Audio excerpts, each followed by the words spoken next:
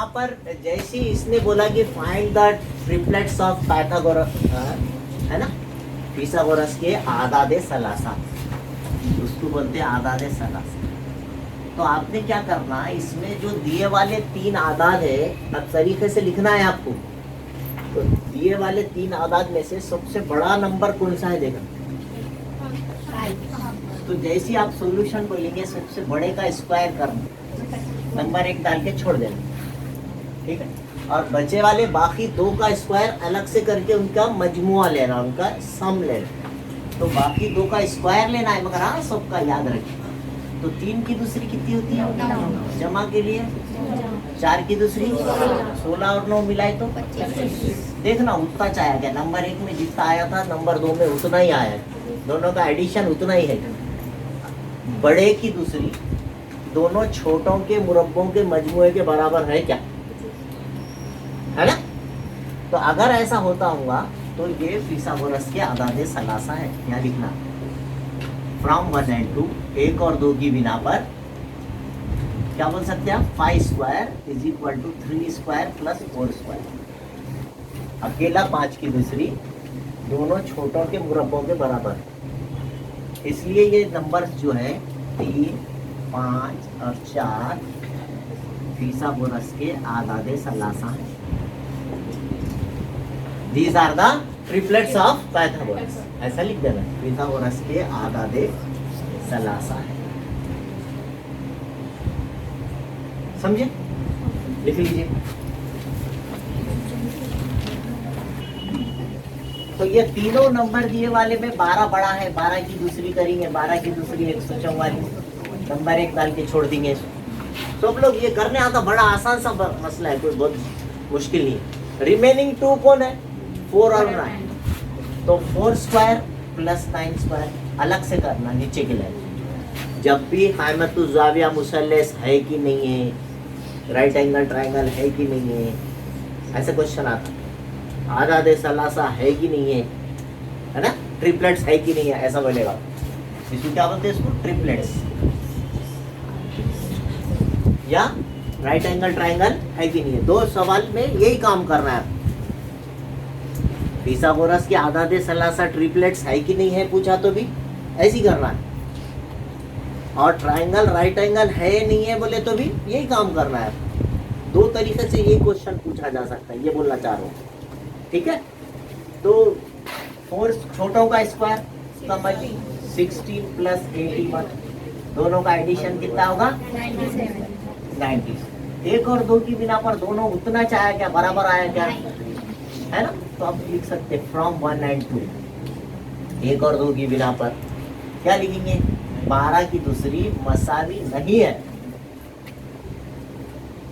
12 की दूसरी 144 मसावी है क्या, 4 की दूसरी और 9 की दूसरी के नहीं है, इसलिए 4, 9, 12 are not the triplets of Pythagoras. Pythagoras के आदादे सलासा नहीं।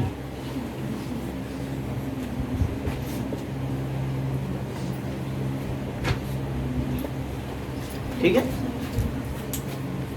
12, 13, 5, 12, 13 में बड़ा आदद कौन है, 13। अपन क्या करेंगे, 13 का स्क्वायर ले लेंगे, 169 नंबर 1 हो गया, है ना। और बाकी 2, 5 और 12 का स्क्वायर करेंगे तो ये होगा 5 की 25 जमा 12 की दूसरी 144। समझ में आ रहा, 5 का स्क्वायर 25 प्लस के लिए प्लस, 12 का स्क्वायर 144।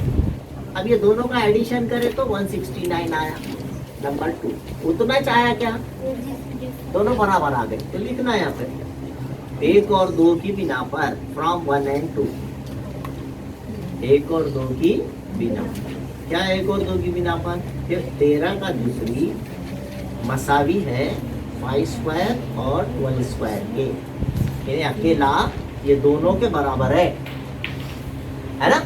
इसलिए कौन कौन है, 5, 12 and 13 are the triplets of Pythagoras.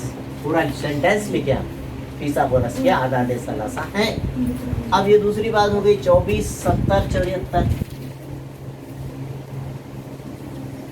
24, 70, 74। अगला क्वेश्चन है, तो आप जो है 24, 70 और 74 का सबसे बड़ा आदद 74 की दूसरी।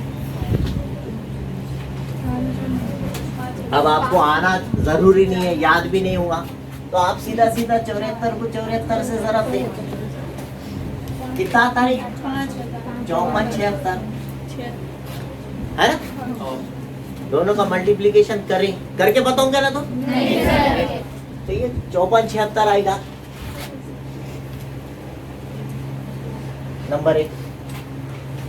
अब 24 की दूसरी और 70 की दूसरी,